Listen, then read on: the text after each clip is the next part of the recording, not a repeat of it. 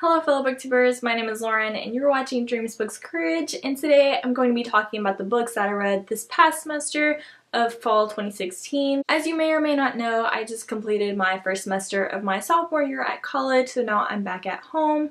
And one of my majors is English, and so I definitely have quite a few books to read every single semester. And this semester wasn't too bad. I only had to read 3 novels and like 1 short story. And honestly, one of the novels that I read was more like a novella. It wasn't that long. So today I'm wearing my SMU holiday gear to bring you the novels that I read throughout this college semester. And although I've already talked about all these novels within my wrap-up videos, I like doing these videos because then I can talk about these books in a more analytical way, especially if you guys are either aspiring English majors or current ones, or you just love to read. Maybe you can get something new out of what I'm talking about. So let's go ahead and get into these books and these classes. So I took 2 English classes this semester, and one of those English classes was a poetry class, so we did not read any like epic poems or anything, just quite short poems that may be like 3 pages long at the most, probably not even 3 pages. So I do not have any novels to talk about from that, but I will mention a few of my favorite poems in case you guys are interested. That was a really fun class, and I would recommend you taking a poetry class if you can in college. They're just really fun and very enlightening, and they definitely help you to get a lot more out of poetry. Like going into this class for me, I did not really like poetry that much, but this class and the professor really made me enjoy it and have a newfound appreciation for it.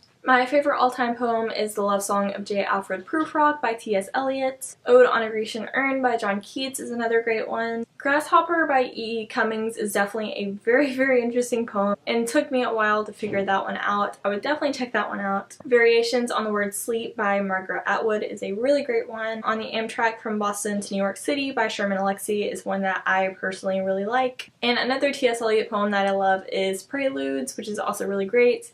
And I actually got to do a presentation on that poem within this English class, so that was definitely quite a fun time. That's basically all I'm going to say on my poetry class, because you really can't just, talk about a lot of poems. Those are just a few. If you want to look them up and talk to me about them, I would love to. But anyways, let's go ahead and get into my other English class that was definitely more novel-based than poetry was, of course. And this class was called Contemporary Approaches to Literature. And basically what that means is that you're looking from like different criticisms at a specific literary work. And there are so many different criticisms to look at. There's historicist, where you look at it from a history perspective. There's feminist and gender criticisms, where you have more of a gender-based approach. There's the Marxist approach, where you look at it more from the working class. There's cultural criticisms, which I personally really like, because they talk about novels and like how they're based on like the pop culture of that time period, and also just different levels of culture from high to low culture. And so I actually got to write an essay on a movie based on the novel and see like the comparisons and contradictions. There are just a lot of interesting criticisms and ways to look at novels, and it definitely helped me look more critically at a novel from both within the text and also like the history and just different things surrounding the novel itself. And so I think it was definitely a great class to get me thinking more deeply about novels and like ways I can write about them. So anyways, let's go ahead and get into the short story and the novels that I read for this class. So I read this short story pretty early on in this class, and it's The Secret Share by Joseph Conrad. I'm not sure if there's a picture of it available, but if there is, I will be inserting one right here. And this was my first Conrad novel that I ever read, and I actually really ended up enjoying it. I gave this one 3.5 stars. I really enjoyed the writing style. But this novel is about a man on a ship, and he's harboring like this man who killed another man. And so it's just kind of crazy, and it's like, why is this man helping him? And it all just takes place on ships.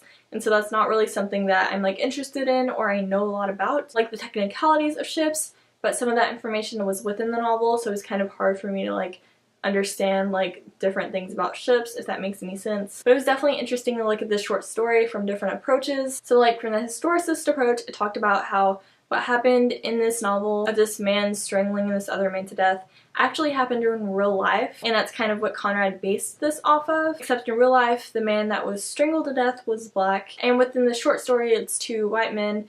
And the only thing that it says about him being any other color than white is that he's like black in the face whenever he's dying.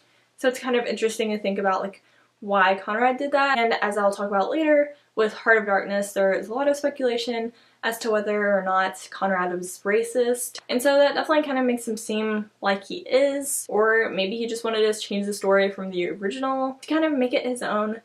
Obviously we don't know everything, but it's very interesting to see these different scholars speculating about what might have happened. Another approach, I'm not sure which one, talked about the fact that there are no women in this novel except for one that is indirectly talked about, and like why that would be. Why would there not be women in this situation?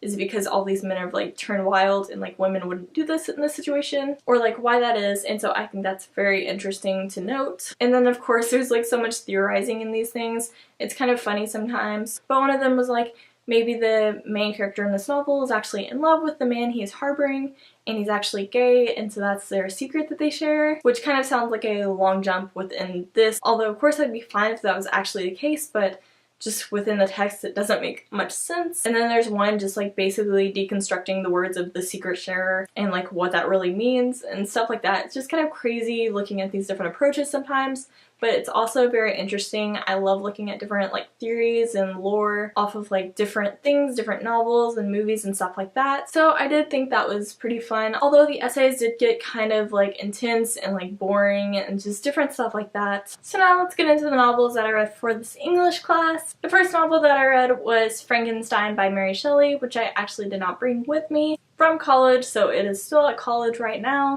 And this was actually my second time reading this novel. The first time I was a sophomore in high school, and now I'm a sophomore in college, so I thought that was cool that it's been like exactly 4 years, and I definitely got a lot more out of it this time, I think. Of course, there are the layers of the stories, where we go from Walton's story to Dr. Frankenstein's story to the monster's story, and then back again. I thought that that's really interesting, and I feel like my first English class did not talk about that a lot, or maybe I just don't remember. I don't know. It's been quite a while since I've been in high school, but I definitely feel like I enjoyed this novel more the second time around. For those of you who do not know, this is like a story within a story sort of pattern. But the main story is about this man, Frankenstein, going off to college, and then he ends up creating a monster who is Frankenstein's monster. He's never given an actual name, and the rest of the novel is basically about Frankenstein's monster just hating Frankenstein and basically just making his life a living hell. And so it's a sad read, but it's definitely not creepy like you might think it would be. Although I guess it is kind of like a monster tale, it doesn't really like feel like that when you're reading it, and definitely did not scare me at all. It's interesting to look at the history surrounding this novel and just how it was created.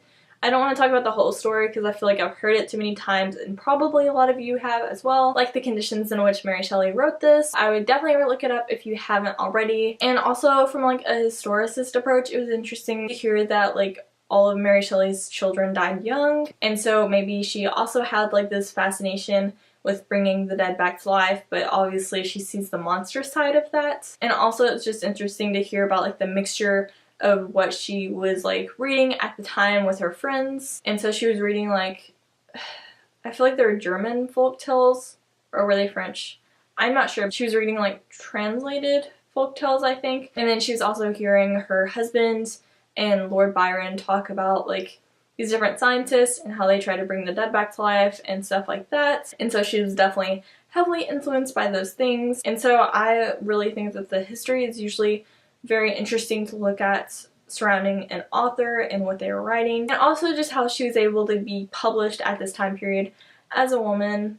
I'm not sure if she was anonymous at first or not. I don't really think she was though, but she was able to be published probably with the influence of her husband Percy and just all of their friends that they had at the time. So it's interesting to think of if this was like a different person, would the story have never like reached the masses if it was a different woman? And so there are just a lot of different things to think about with that and theorize about. Some people I think believe that Percy actually wrote it, which I think is crazy.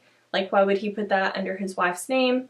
And also Percy was more of a poet, while Mary obviously could write very, very well. I do love the writing style within this novel. It is so well done. Some scholarly theories are kind of crazy sometimes, and I definitely think that Percy being the one to write this is definitely very off and definitely not what happens. But I do really like the theory about how maybe Mary Shelley was theorizing about how to bring the dead back to life and like what would be the causes and what would happen because of that, and just things like that. Just like looking at their backgrounds and just kind of seeing how it reflects within their literature that they write. I always think that's interesting and a fun time, but I'm an English major, so of course I do. I gave this one 4 out of 4 stars, the same rating I gave it last time.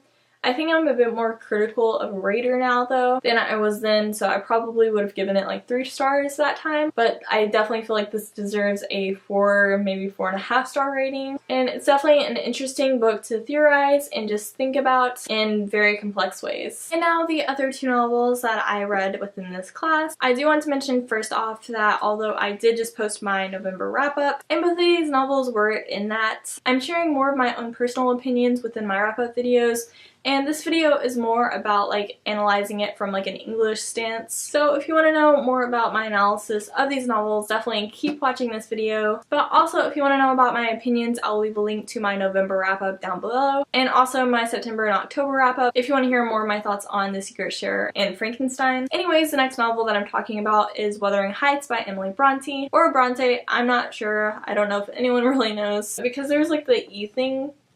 The thing about the E, I don't know what that's called.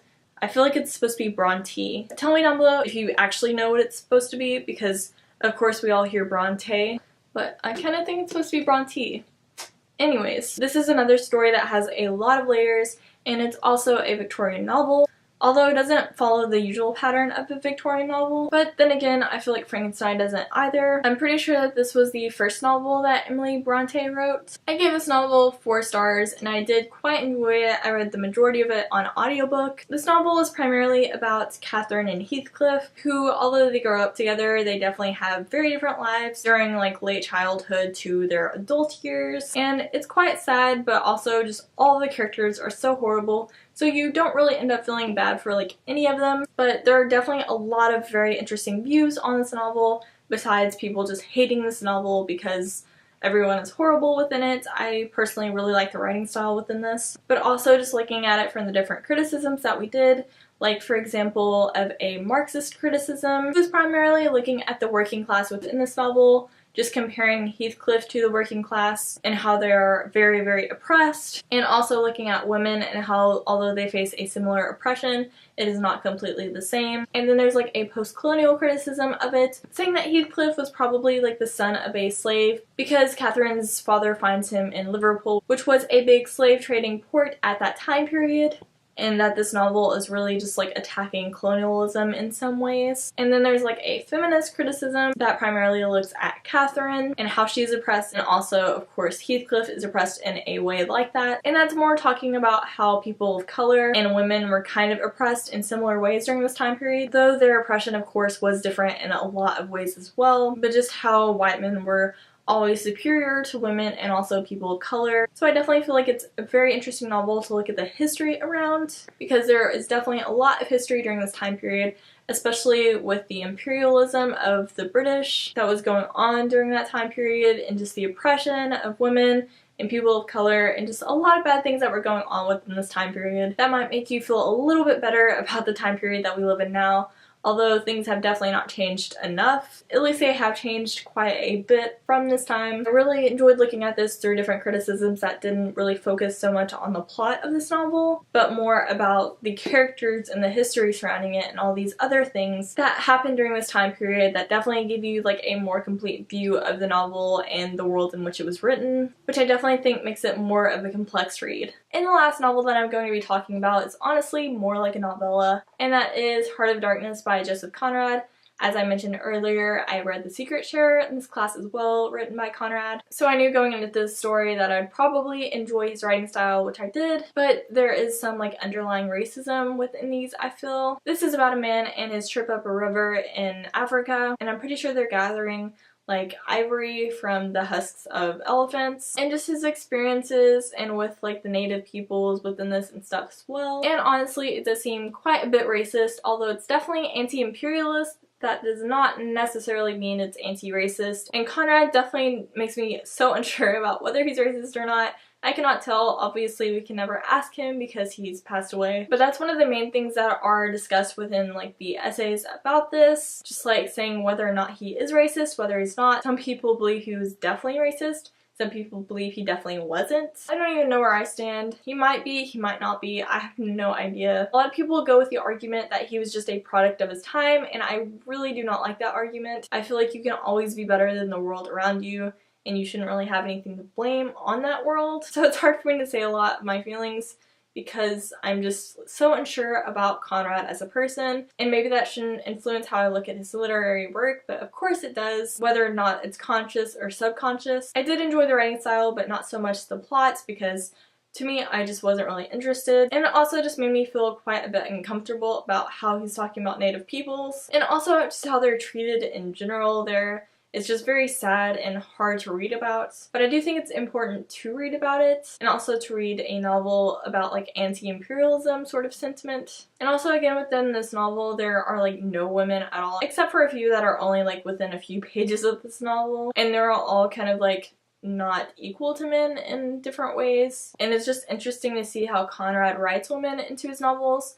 I don't know if it's being sexist or like what it is within his novels, but there are just definitely not a lot of women within them, and it's interesting to see what scholars think about that sort of thing. And again, just a lot of things that I talked about The Secret Shirt are definitely alike within this novel as well. I gave this one 3.5 stars because I did enjoy the writing style, but the plot not so much, and just overall it leaves me feeling a bit uncomfortable and just like very unsure about Conrad in this novel and like what he's trying to put as a message besides anti-imperialism. But either way, I feel like it's worth a read from a critical standpoint. This has probably been the easiest semester reading wise, since I only had to read 3 novels and just 1 short story, and then just a lot of poetry, but that wasn't bad. So this is part and probably the majority of what I've read this semester. Next semester is definitely going to be a lot different, and I'll have a lot more to read. I overall did enjoy the novels that I read this semester, and it was very interesting to look at them from different perspectives and just see how different people think about these novels and like through what veils they're looking at the novels. I just think that's super interesting from an English major perspective. If you guys have read any of these novels or the short story, definitely tell me down below. And also, if you read any of that poetry, I would love to know what you think about it down below. Also, I would love to know if you want to see me do a spring TBR video for the books that I had to read for next semester. Thank you guys so much for watching, and now I'm gonna go get back to reading.